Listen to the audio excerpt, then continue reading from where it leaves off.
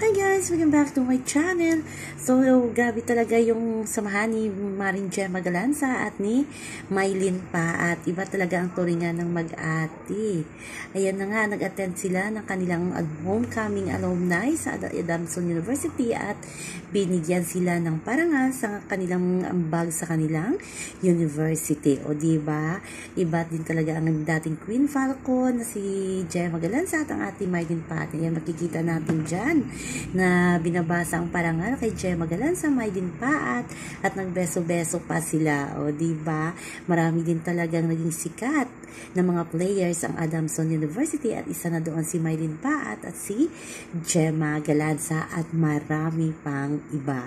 O diba? Gandang-ganda si Maring Gemma sa kanyang suot, diba? Blooming na blooming ito. So yun naman po guys ang ating update sa ngayon. Hanggang sa muli.